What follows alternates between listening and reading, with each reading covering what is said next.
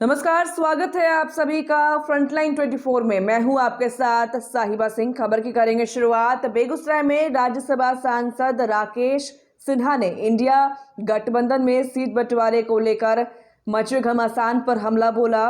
वहीं राम मंदिर में प्राण प्रतिष्ठा को लेकर विपक्ष के द्वारा लगातार विवादास्पद बयानों को लेकर भी उन्होंने हमला बोला। क्या कुछ कहा है राकेश सिन्हा ने, आइए सुनते हैं। देखिए, वास्तव में क्या है कि ये जो गठबंधन है इसमें सभी पार्टियों का जनाधार समाप्त हो चुका है और जनता में इनकी विश्वसनीयता समाप्त हो चुकी है। ये गठबंधन के लोग आज देश की जो मूल संस्कृति है, जो मूल जनभावना है, उसके प्रतिकूल खड़े हैं। और मुझे तो ऐसा लगता है कि इनका मस्तिष्क भारत में नहीं, भारत से बाहर है। भारत से बाहर कुछ लोग जो भारत में अस्थिरता फैलाना चाहते हैं, जो भारत में प्रधानमंत्री नरेंद्र मोदी जी की मजबूत राष्ट्रवादी और प्रगतिगामी सरकार को नापसंद करते हैं। उन्हें एक ऐसी नई दिल्ली में सरकार चाहिए जो पश्चिम परस्त हो, जो पश्चिम के लिए बाजार खोल दे और जो अपने संसाधनों को लुटा दे। ऐसी सरकार नहीं होने के कारण वहाँ भी छटपटाहट है। उसकी पूर्ति यहाँ विपक्ष के लोग कर रहे हैं। इसलिए यह एक ऐसी नाव है जिसमें एक नहीं 100 छेद हैं और इसका 2024 के चुनाव में अपना अस्तित्व बचाना भी कठिन होगा। संसद के भीतर, लोकसभा में इनकी संख्या इतनी सिमट जाएगी कि विपक्ष को ढूंढना पड़ेगा। अभी तक ये लोग संयोजक क्यों नहीं बना रहे हैं? देखिए, एक अनार 100 बीमार।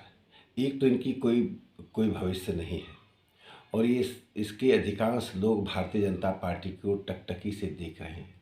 आज भारतीय जनता पार्टी किसी को आमंत्रित कर दे या किसी के लिए दरवाज़ा खोल दे तो ये भाग कर आ जाएंगे। इनका अपने ऊपर आत्मविश्वास समाप्त हो चुका है, क्योंकि जो लोग जनता से कटे हुए हैं, नरेंद्र मोदी जी ने पार्टी को जनता से जोड़ दिया है। आज जनता से संवाद एक सामान्य बात हो गई है। हर जनप्रतिनिधि, यहाँ तक कि कैबिनेट मंत्री आज जनता के बीच अधिकांश समय बिताते हैं।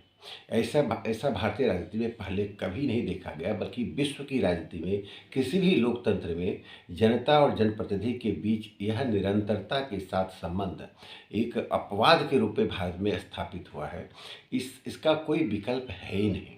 इसलिए उनके यहाँ जड़, जमीन और जमीर तीनों ही समाप्त है।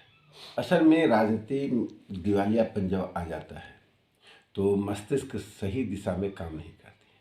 वो खिसियाने बिल्ली खंभा नोचे। अब इनके पास अवसर था जब देश की संस्कृति सरोकार से जुड़कर जनता के बीच अक्षत वितरण में, अक्षत कलश यात्रा में शामिल होते, राम मंदिर के उद्घाटन में खुशी मनाते, घर में दिया जलाते। ऐसा करने की जगह वे विघ्न पैदा कर रहे हैं और विघ्न इस प्रकार पैदा कर रहे हैं जिससे अपनी सूरत भी जनता को नहीं दिखा पाए।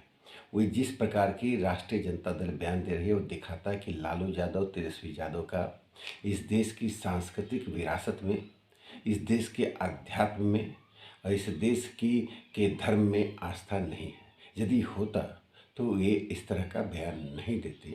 राष्ट्रीय जनता दल पूरी तरह से अपने एक ऐसे खास समर्थक आधार के साथ रहने के कारण उसी चरित्र का बन गई है।